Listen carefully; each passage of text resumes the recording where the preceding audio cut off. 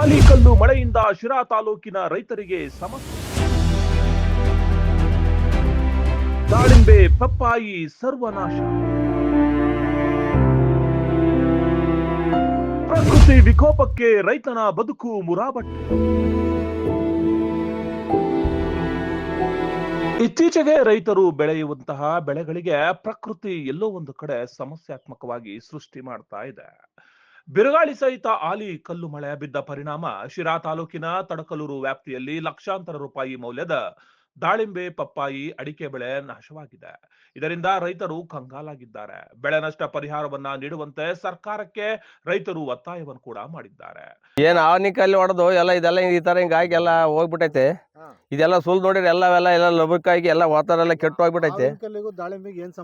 ಆವಿನಕಲ್ಲಿಗೂ ಆ ದಾಳಂಬ್ರಿ ಆವಿನಕಲ್ಲು ಹೊಡೆದಡಿಕೆ ಅದಿರಲ್ಲ ಸಹ ಇದು ಎಲ್ಲ ಈ ತರ ಕರ್ಗಾಗಿ ಹೋಗಿ ಇದೆಲ್ಲ ಬಿದ್ದೋಗಿ ಹಾಳಾಗೆಲ್ಲ ಹೋಗುತ್ತೆ. ಅದು ಒಳಗಡೆ ಮೇಲೆ ನೋಡ್ರಿ ಚೆನ್ನಾಗಿರುತ್ತೆ, ಸುಳ್ಳು ನೋಡಿದ್ರೆ ಎಲ್ಲನ ಒಳಗಡೆಲ್ಲ ಅಲ್ಲಿ ಕೆಟ್ಟೋಗ್ಬಿಟ್ಟೈತೆ.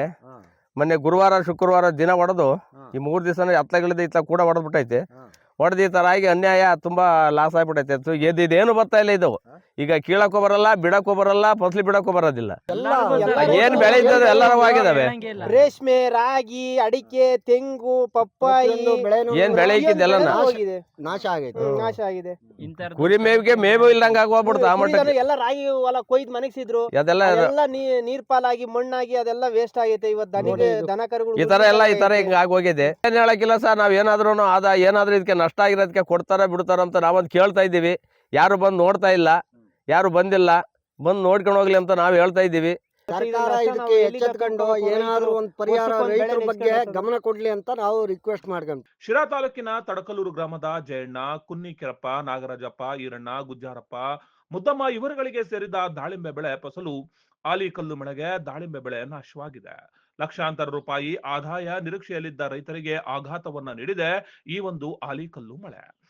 ಅಲ್ಲದೆ ಇತರ ರೈತರ ಅಡಿಕೆ, ಪಪ್ಪಾಯಿ, ಮಾವು ಬೆಳೆ ಕೂಡ ನಾಶವಾಗಿದೆ. ರೈತರು ಇನ್ನೇನು ಕೈಗೆ ಫಸಲು ಬಂತು, ಕೈ ತುಂಬಾ ಹಣ ಕೂಡ ಬರಲಿದೆ ಎಂಬ ನಿರೀಕ್ಷೆಯಲ್ಲಿದ್ದವರಿಗೆ ಬಿರುಗಾಳಿ ಸಹಿತ ಈ ಆಲಿಕಲ್ಲು ಮಳೆ ದೊಡ್ಡ ಬೆಳೆಯ ನಷ್ಟವನ್ನ ಅನುಭವಿಸುವಂತೆ ಮಾಡಿದೆ.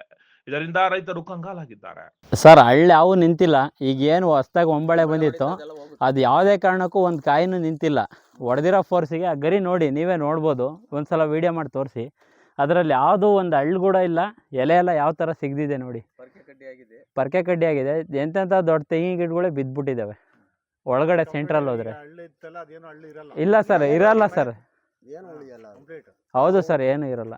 ತಾಲೂಕಿನ ಮಮತಾ ನರಸಿಂಹಮೂರ್ತಿ ಅಂದರೆ ಸಿದ್ದಳ್ಳಿ ಗ್ರಾಮದ ಮಮತಾ ನರಸಿಂಹಮೂರ್ತಿ ಅನ್ನೋರ ಒಂದು ಪಪ್ಪಾಯಿ ತೋಟ ನಿನ್ನೆ ಒಂದು 4-5 ಗಂಟೆಯಲ್ಲಿ ಭಾರಿ ಮಳೆ ಮತ್ತು ಜೊತೆಗೆ ಆಲಿಕಲ್ಲು ಮಳೆ ಬಿದ್ದು ಕಾರಣ, ಜೊತೆಗೆ ಬಿರುಗಾಳಿ ಇವರು ಹಾಕಿದಂಥ ಸಂಪೂರ್ಣ ನೋಡಿ ನಿನ್ನೆ ಕಾಣ್ತಾ ಇದೆ.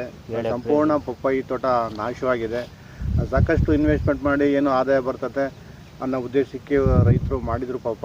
ಆದರೆ ಸಂಪೂರ್ಣವಾಗಿ ಇದು ಆಗ ಬಿರುಗಾಳಿಗೆ ಆಹುತಿಯಾಗಿ ನಿನ್ನೆ ಸಾಯಂಕಾಲ ನೋಡ್ಕೊಂಡ್ವಿ ಸರ್. ಬಿರುಗಾಳಿ ಸಹಿತ ಮಳೆ ಸ್ಟಾರ್ಟ್ ಆಯಿತು.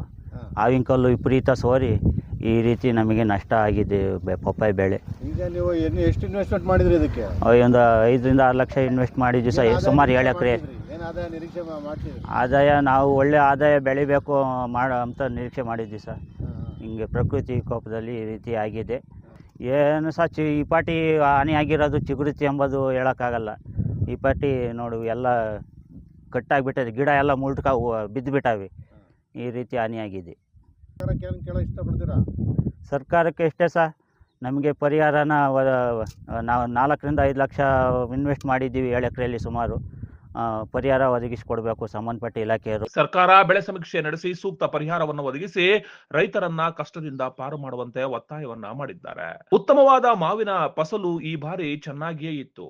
ಇತ್ತೀಚೆಗೆ ಸುರಿದಂತಹ ಆಲಿಕಲ್ಲು ಮಳೆಯಿಂದ ಬಹುತೇಕ ಹಾಳಾಗುವಂತಹ ಸಾಧ್ಯತೆ ಕಂಡು ಬರ್ತಾ ಇದೆ. ಇನ್ನು ದಾಳಿಂಬೆಯು ಕೂಡ ಚುಕ್ಕೆ ರೋಗಕ್ಕೆ ಬಲಿಯಾಗುವಂತಹ ಸಾಧ್ಯತೆ ಇದೆ ಎಂದು ರೈತರು ಬೇಸರವನ್ನ ವ್ಯಕ್ತಪಡಿಸಿದ್ದಾರೆ.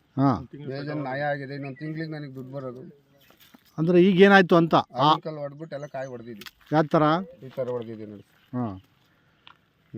ಈ ಥರ ಆಗೋಗಿದೆ. ನಮ್ಮ ಜೀವನ ಇದ್ರ ಮೇಲೆ ನಿಂತಿತ್ತು. ಜೀವನ ಹಾಳಾಯ್ತು. ಎಷ್ಟು ಆದಾಯ ನಿರೀಕ್ಷೆ ಇತ್ತು ಅಂತ? ನನಗೊಂದು 12 ಲಕ್ಷ ಆದಾಯ ನಿರೀಕ್ಷೆ ಇತ್ತು. ಒಂದು 3 ಲಕ್ಷ ಬಂಡವಾಳ ಹಾಕಿದ್ದೆ ಸಾಲ ಮಾಡಿ. ಒಂದು 12 ತೆಗಿತೀನಿ ಎಂಬ ಧೈರ್ಯ ಇತ್ತು. ಕೊನೆಗೆ ಹೋಯ್ತು. ಕಂಪ್ಲೀಟಾಗಿ ಈಗ ಯಾವ ಹಣ್ಣು ಬರಲ್ಲ ಬರಲ್ಲ ಸರ್, ಎಲ್ಲ ನೋಡಿ ಈ ಥರ ಎಲ್ಲ ಮೇಲ್ನೋಟಕ್ಕೆ ಚೆನ್ನಾಗಿ ಕಾಣುತ್ತೆ. ನೋಡ್ತಾ ಇತ್ತು. ಈಗ ನೋಡಿ ಸೋರ್ ಐತೆ ಸರ್, ತೀರ್ ಓಪನ್ ಮಾಡಿರಿ ಅದನ್ನು ಕೇಳ್ರಂಗೆ. ಹಾಂ, ಇದನ್ನ ಹಿಂಗೆ ಸೋರ್ ಐತೆ ನೋಡಿ. ಹಾಂ, ಎಲ್ಲ ಕಾಯಿಗೆ ಹಿಂಗೆ ಬ್ಲಡ್ ಬಂದಂಗೆ ಗೊತ್ತಾಯ್ತು. ಹಾಂ ಹಾಂ ಕಂಪ್ಲೀಟಾಗಿ ಅದು ಇನ್ನೊಂದು 2 ದಿನ ಹೋದರೆ ಹೋಯ್ತು, ಉದುರೋಗುತ್ತೆ, ಉದುರೋಗ್ತದೆ. ನೀರಲ್ಲಿ ತಿನ್ನಕ್ಕೆ ಬರಲ್ಲ ಅದು. ತಿನ್ನಕ್ಕೂ ಬರಲ್ಲ, ಅದನ್ನ ಮಾರೋಕ್ಕೂ ಬರಲ್ಲ. ಹಾಂ, ಕಿತ್ತು ಕಡೆಗೆ ಹಾಕ್ಬೇಕು, ಸುಮ್ಮನೆ ವೇಸ್ಟ್ ಆಯಿತು. ವೇಸ್ಟ್. ಎಷ್ಟು ದಿನದ ಶ್ರಮ ಇದು ಅಂತ? ಇದು 5 ತಿಂಗಳು ಶ್ರಮ. 5 ತಿಂಗಳಿಂದ ಶ್ರಮ ಪಟ್ಟಿದ್ರಿ. ಹೌದು, ಇನ್ನೊಂದು ತಿಂಗಳು ಇತ್ತು ಇದ್ರದ್ದು ನಮಗೆ ಫಲ ಸಿಗಾಕಿ. ಇನ್ನೊಂದು 30 ದಿನ ಇದ್ರೆ ಸಾಕಿತ್ತು. ಆಯ್ತು, ನಮ್ಮ ಜೀವನನೇ ಪವನ ಆಗೋದು. ಹಾಂ, ನಾಶ ಆಗೋಯ್ತು. ಹ್ಞೂ, ಅವ್ರೇನೋ ನಮ್ಮಂಥ ಬಡವ್ರ ಬಗ್ಗರಿಗೆ ಏನಾದರೂ ಒಂದು ಸಹಾಯ ಮಾಡಿದರೆ ಬದುಕೊಂಡು ಹೋಯ್ತೀವಿ. ಹ್ಞೂ, ಕೊಡಲಿಲ್ಲ ಅಂದರೆ ನಾವೇನು ಮಾಡೋಕ್ಕಾಗಲ್ಲ. ಹ್ಞೂ, ನಮ್ಮ ಮನೆ ಬರೋದು ಇದ್ದಿದ್ದೇನಾಯ್ತು ಅದು ಅನ್ಬೋದು.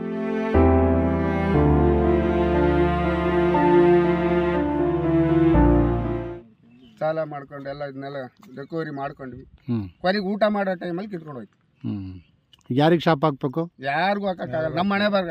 ಹಾಂ, ಪ್ರಕೃತಿ ಕೋಪ ಆಯಿತು. ಹೌದು. ಹಾಂ, ಗುಬ್ಬಿಯಲ್ಲಿ ನೂತನವಾಗಿ ಆರಂಭವಾಗಿದೆ ಲೀಲಾ ಫ್ಯಾಷನ್.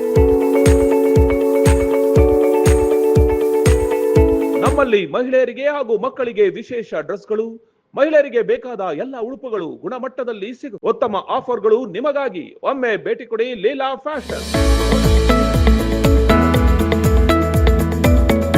ಹೋಟೆಲ್ ಅರಳಿಮರದ ಹಿಂಭಾಗ, ಗುಬ್ಬಿ ಪಟ್ಟಣ. Contact number 9483373585. ಚಾಲುಕ್ಯ ನ್ಯೂಸ್, ಜನರಿಗೋಸ್ಕರ.